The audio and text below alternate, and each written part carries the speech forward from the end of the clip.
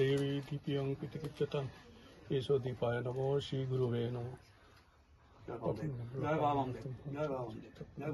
तस्मै महागुरु विष्णु गुरुदेव महेश्वर साक्षात् परब्रह्म तस्मै श्री गुरुवे তুমি সরে যাও, ওনাকে বসতে দাও, ওখানে কথা বলবো, একটু ওনার সঙ্গে একটু কথা বলা হবে। তুমি একটু করো বাবা।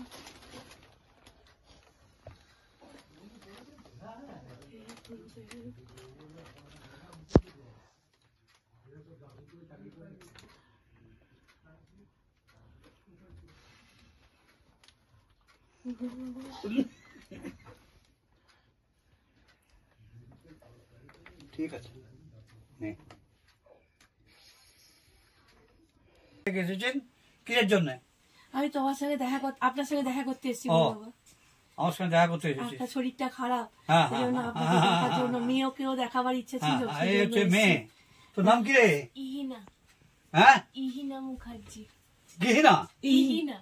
ইহিনা, ইহিনা মুখার্জি মানে প্র্যাকটিস করছে হাইকোর্টে, বোধহয় প্র্যাকটিস করবে দুদিন বাদে। এখন 4.5 বছর প্রায় কমপ্লিট, আর 1 বছর হলেই বোধহয় ওর এটা কমপ্লিট হয়ে যাবে, তাই তো? হ্যাঁ হ্যাঁ, 1-1.5 বছর আছে। আর তারপরে ওকালতি পড়ছে, ওকালতি পড়বে, ওকালতি করবে। ওর ইচ্ছে আছে হাইকোর্টে করার, তাই তো নাকি? হাইকোর্টে করার ইচ্ছে আছে। যাই হোক, চেষ্টা করছে ও আপ্রাণ। আর আপনার কাছ থেকে আমার অনেক অনেক মানে উপকার পেয়েছি আমি। মানে গুরু মানে শিব ভগবান আমি সামনে দেখেছি, এটা আমার জীবনে সবচেয়ে বেশি পরম সৌভাগ্য।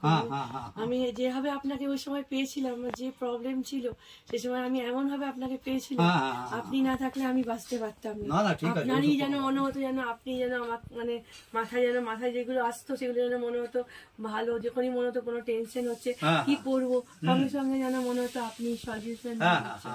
আর অনেকবার আপনাকে দেখেওছি মনের মধ্যে, যেন মানে দেখেছি লাল কাপড় পরে আপনি মা কালী, মানে আমি প্রথম যখন আপনার সঙ্গে সংযোগে এসেছিলাম তখন আমার মনে হয়েছিল আপনি আমাকে বলছেন কি রে এসছিস, কেন আমাকে বলছে আমি স্বপ্নে দেখতে পেয়েছি আপনার সঙ্গে। আমার তখনই আমার ইয়ে হয়, আপনার সঙ্গে আমার আশীর্বাদে, আপনার আশীর্বাদে যতটুকু আমার হয়, আমার অনেক উপকার হয়েছে। আমি না, ঠিক আছে, ওগুলো নিয়ে চিন্তা করে লাভ নেই।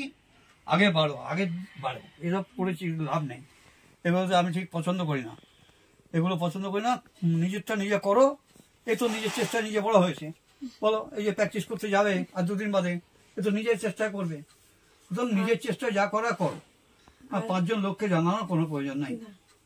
হ্যাঁ হ্যাঁ হ্যাঁ, ওটা আমিও পছন্দ করি না। আপনারই পথে চলার চেষ্টা করি, কেন আপনিও বলেন প্রচার করো না এসব ব্যাপারে। আমিও চেষ্টা করি না কোনো জিনিস প্রচার করা। আমার যা জিনিস আমি মনের মধ্যে, তাহলেই হবে, একদম তাহলেই হবে, তাহলেই হবে, তাহলেই হবে, তাহলেই হবে। প্রণাম গুরু মা, প্রণাম গুরু বাবা। হ্যাঁ হ্যাঁ হ্যাঁ। আমি কোথা থেকে এসেছি? আমি জামশেদপুর থেকে। জামশেদপুর থেকে এসেছি। কিসের উদ্দেশ্যটা কি? আপনার আশীর্বাদ নেওয়া। ও আচ্ছা আচ্ছা আচ্ছা আচ্ছা। আপনার মতন এরকম গুরুদেবের আশীর্বাদ পাবো, এটা আমার সৌভাগ্য। না, এটা বলে 100বার। এটা সবাই এক কথায় বলে যে ভালো। কারণ আমি তো মানে বামা খাবার শিষ্য হিসেবে ওনাকে আমি গুরু বলে মানি, এবং ওনাকে আমি পূজা পাঠ করি, যা কিছু করি ওনাকে ধরে করি, ওনাকে ধরেই করি।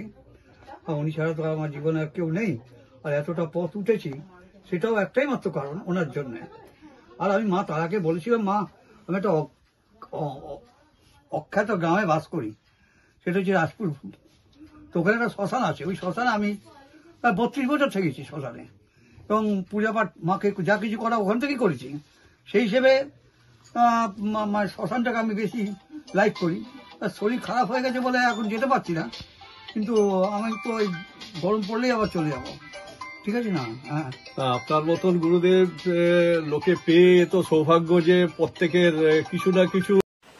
গুরুদেব প্রণাম। হ্যাঁ, প্রণাম প্রণাম প্রণাম। আজকে আপনার কাছে তারাপীঠ থেকে অনেকে এসছেন, তো সেটা একটু বর্ণনা করুন, কারণ আমি পুরো বিস্তারিত বলতে পারবো না। বাপি মহারাজ এসেছেন। বাপি মহারাজ আসেনি, কোনদিন বাড়িতে আসেনি, আমাদের শ্মশান আসতো, এই প্রথম এলো। আর অন্য যারা টেনু ফেনু সব সকলেই এসেছে, টেনু এসেছে, সবাই এসেছে, এ বাপি ছাড়া। বাপি আজকের এসেছে, আনন্দ হচ্ছে। অনেকদিন দেখিনি তো, এদের কাউকে অনেকদিন দেখিনি। আগে যেমন মোহাম্মদ যেতাম দেখা হতো, মোহাম্মদ দেখা হতো।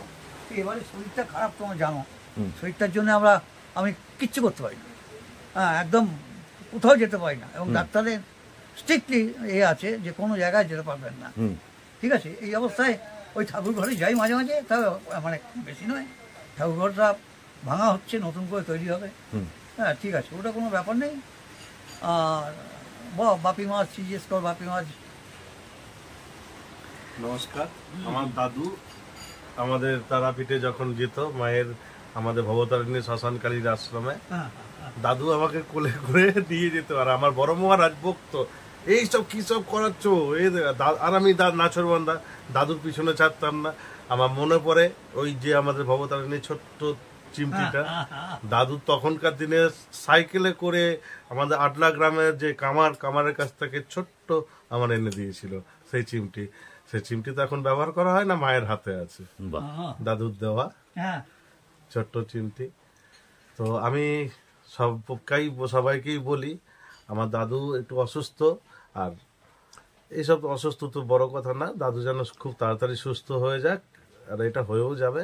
এ তো মায়ের খেলা, ও খুব তাড়াতাড়ি ঠিক হয়ে যাবে। দাদু সহজে মায়ের বাচ্চারা হেরে যায় না। আর দাদুরদের থেকেই আমার শিক্ষা, দাদুর কিচ্ছু হয়নি, জাস্ট একটু আবার ঠিক হয়ে যাবে কিছুদিনের মধ্যে। আরে লোকের পাপও নিতে হচ্ছে। তুমি দেরি হলো, দুপুরে খাবার কটার সময়? হ্যাঁ, দুটো বেজে গেছে, তুমি খেতে শুরু করো। দাদু, তারাপীঠে যাওয়ার ইচ্ছে আছে এখন? বন্ধুবান্ধব করবো, মাছ ছাড়া হবে না। আরে গাড়ি 2-3 জানা আছে, বড় বড় গাড়ি, তারা দুবেলা একটাই কথা। যাই হোক, গুরুদেব ওনাদের সাথে একটু গল্প করছেন, এখন এখানেই রাখছি, পরে অন্য ভিডিওর সাথে এটা আমরা দিয়ে দেবো আপনাকে। আপনি ইচ্ছে যদি আপনার ইচ্ছে হয়। গুরুদেব এখানেই শেষ করছি, প্রণাম। ঠিক আছে।